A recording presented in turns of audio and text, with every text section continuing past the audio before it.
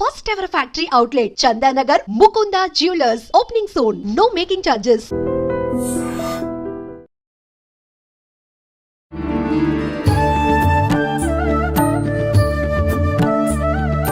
నమస్కారం, welcome to I dream. ధర్మ మార్గం విత్ విజిత కార్యక్రమానికి స్వాగతం. ప్రస్తుతం మనతో పాటు ఉన్నారు ప్రముఖ ఆధ్యాత్మికవేత్త జ్యోతిష్య పండితులు సుభాష్ శర్మ గారు. ఇప్పుడు గురుగారితో మాట్లాడి మరిన్ని విషయాలు తెలుసుకుందాం. నమస్కారం గురుగారు. గురుగారు, ఇప్పుడు రాబోయేది వసంత పౌర్ణమి. ఈ పౌర్ణమి రోజు మనం ఆచరించాల్సిన విధి విధానాలు ఏమన్నా ఉన్నాయా? ఈ పౌర్ణమి యొక్క విశిష్టత ఏంటో తెలియజేయండి. తప్పకుండా తెలియజేస్తారని ముందుగా ప్రేక్షకులందరికీ శ్రీమాత్రే నమః, శ్రీ గురుభ్యో నమః. ఓం నమో దేవ్యై మహాదేవ్యై శివాయై సతతం నమః. నమ ప్రకృత్యై భద్రాయై నిహతాం ప్రణతాస్మిత. ఇప్పుడు వచ్చేటటువంటిది చైత్ర శుద్ధ పౌర్ణమి, వసంత మాసంలో వచ్చేటటువంటి మొట్టమొదటి పౌర్ణమి ఈ చైత్ర శుద్ధ పౌర్ణమి. అయితే ఈ పౌర్ణమికి చాలా ప్రత్యేకత ఉంది. మనకు పౌర్ణమిలలో చాలా ఉత్తమమైనటువంటి పౌర్ణములు 4 ఉన్నాయి. ఒకటి చైత్రశుద్ధ పౌర్ణమి, కార్తీక పౌర్ణమి, మాఘ పౌర్ణమి, అలాగే శ్రావణ మాసంలో వచ్చే శ్రావణ పౌర్ణమి. ఇవి చాలా వైశిష్టమైనటువంటివని జ్యోతిష శాస్త్రంలో చెప్పడం జరిగింది. అయితే ఈ పౌర్ణమి అనేటటువంటిది దేనికి ప్రత్యేకత అంటే అమ్మవారి యొక్క ఆరాధనకు, అమ్మవారి యొక్క పూజ చేసుకోవడానికి ప్రత్యేకమైనటువంటి రోజు ఏదైనా కేటాయించాలంటే అది పౌర్ణమి రోజున కేటాయించాలి. ఎందుకంటే అమ్మవారి యొక్క తత్వానికి ప్రతిరూపమైనటువంటి చంద్రుడి యొక్క షోడశమైనటువంటి కళ 16 కళలు ఈ భూమి మీద ప్రసరింపజేసేటటువంటి కళలు పౌర్ణమి రోజున ఉద్భవిస్తాయని జ్యోతిష శాస్త్రంలో చెప్పడం జరిగింది. కనుక పౌర్ణమి రోజున చేసేటటువంటి ఏ ఆరాధన అయినా సరే అది అమ్మవారి యొక్క పాద పద్మముల చెంత చేరుతుంది అని చెప్పేసి శాస్త్రవచనం.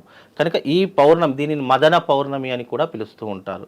కనుక ఈ మదన పౌర్ణమి రోజున ఎవరైతే ఆ చంద్రుడిని ఆరాధించి శ్రీచక్రార్చన ఎవరైతే ఆచరిస్తారో వాళ్లకు ఎనలేనటువంటి సౌభాగ్యం కలుగుతుంది, ఎనలేనటువంటి కీర్తి సంపదలు కలుగుతాయి. శ్రీచక్రార్చన చేయడం ద్వారా ధన సంపత్తి కలుగుతుంది అని శాస్త్రవచనం. ఎవరికైనా ధనంలో ఇబ్బందులున్నా, ఆర్థికపరమైనటువంటి ఇబ్బందులున్నా ఈ మదన పౌర్ణమి రోజున ఎవరైతే శ్రీచక్రార్చన పూజ చేస్తారో వాళ్లకు ఎనలేనటువంటి సిరి సంపదలు కలుగుతాయి అని చెప్పేసి కూడా మనకు శాస్త్రంలో చెప్పడం జరిగింది. ఇప్పుడు మదన పౌర్ణమి అని పిలవటానికి వెనకాల కూడా ఏదైనా కారణం ఉండే ఉంటుంది? తప్పకుండా ఉంటుందండి. మదన పౌర్ణమి అనేటటువంటిది పూర్వకాలంలో క్షీరసాగర మదనం జరిగినటువంటి రోజు కూడా ఈ యొక్క చైత్ర శుద్ధ పౌర్ణమి రోజునే జరిగింది అని కొన్ని పురాణ గ్రంథాల్లో ఉన్నాయి. అందుకే దీన్ని మదన పౌర్ణమి అంటే మందార పర్వతాన్ని చిలుకుతున్నారు కదా, అందుకే దీనికి మదన పౌర్ణమి అని కూడా పేరు రావడం జరిగింది. అయితే ఈ మదన పౌర్ణమి రోజున ఎవరైతే పాలల్లో చంద్రుణ్ణి చూసి ఆ పాలను ప్రసాదంగా స్వీకరిస్తారో వాళ్లకు ఉన్నటువంటి రోగాలన్నీ కూడా నాశనం అవుతాయి. అదే పాలను మనము ఎవరికైనా దానం చేయడం ద్వారా సిరి సంపదలు కలుగుతాయని శాస్త్రవచనంలో ఎప్పుడైతే పాలను దానం చేస్తామో పాలకు ప్రతిరూపం ఏంటి అంటే ధనానికి నిలువెత్తు రూపం పాలు అని చెప్పేసి ఏవైతే అవి కూడా స్వచ్ఛమైనటువంటి ఆవు పాలు. ఆవు పాలను ఎవరికైతే మనం ఈ పౌర్ణమి రోజున దానం ఇస్తామో ఎవరైతే దానం చేసినటువంటి వాళ్ళు ఉంటారో వాళ్ళు భూలోకంలో ధనవంతులుగా నిలుస్తారు. ఉన్నటువంటి ఆర్థికపరమైనటువంటి ఇబ్బందులన్నీ కూడా తొలగిపోతాయని శాస్త్రవచనం. అందుకే ఈ మదన పౌర్ణమి రోజున పాలను దానం చేయాలని శాస్త్రం. అలాగే ఈ పౌర్ణమి అనేటటువంటిది అమ్మవారి యొక్క శ్రీచక్ర ఉపాసనకు చాలా ప్రత్యేకమైనటువంటి రోజు. అయితే ఈ పౌర్ణమి రోజున మనము ఏదైనా పఠనం చేసుకోవాలి, ఏదైనా చదువుకోవాలి అంటే లలితా సహస్రనామ పారాయణము చాలా ఉత్తమమైనటువంటి పారాయణం. 1000 శ్లోకాలతో ఉన్నటువంటి ఈ యొక్క పారాయణము ఎవరైతే ఈ యొక్క పౌర్ణమి రోజున సాయంకాలము 8 నుంచి 9 గంటల సమయంలో చేస్తారో వాళ్లకు ఎనలేనటువంటి పాజిటివ్ ఎనర్జీ రావడం జరుగుతుంది.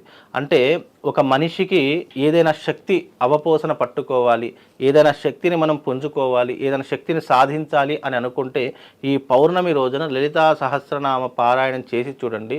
మీలో తెలియకుండానే ఒక పాజిటివ్ వైబ్స్ పెరిగిపోవడంతో పాటు మీరు ఏదైనా సంకల్పం కోసం చేస్తున్నారు.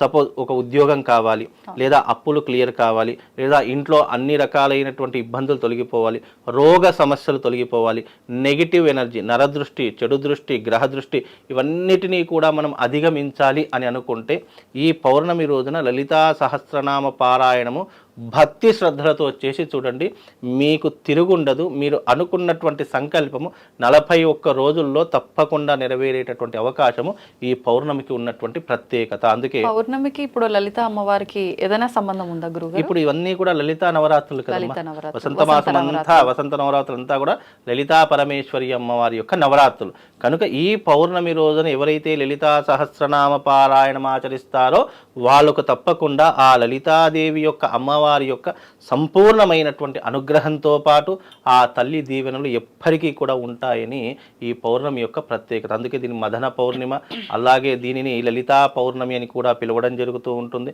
కనుక ఈ పౌర్ణమి రోజున చేసే ప్రతి ఒక్క దానము, ప్రతి ఒక్క జపము, ప్రతి ఒక్క తపము, ప్రతి ఒక్క గంగా స్నాన విధి అమ్మవారి యొక్క అనుగ్రహాన్ని పొందడానికి మార్గంగా నిలిచేటటువంటిదే ఈ యొక్క మదన పౌర్ణిమ.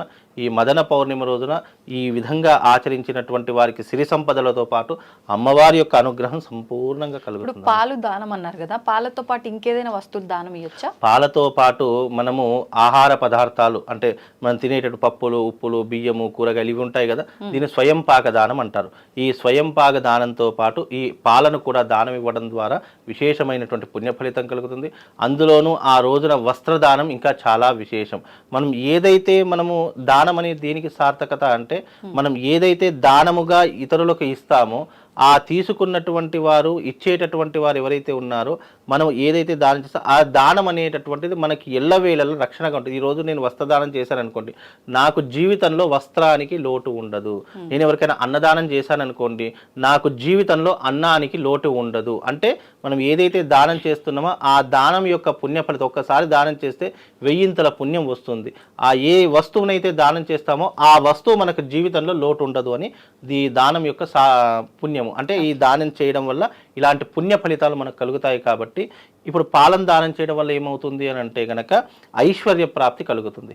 పెరుగుని దానం చేయడం వల్ల సంతాన ప్రాప్తి కలుగుతుంది. నెయ్యిని దానం చేయడం వల్ల ఆరోగ్య సమస్యలన్నీ కూడా దూరం అయిపోతాయి.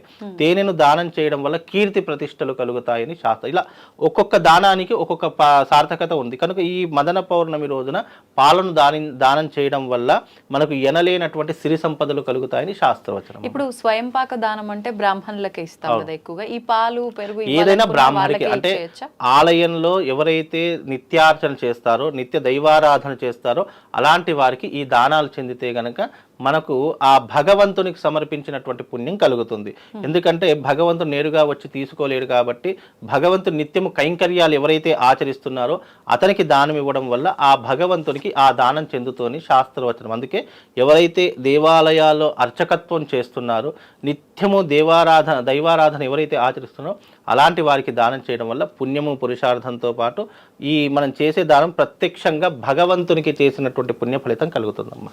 ధన్యవాదాలు గురుగారు. శ్రీమంత్.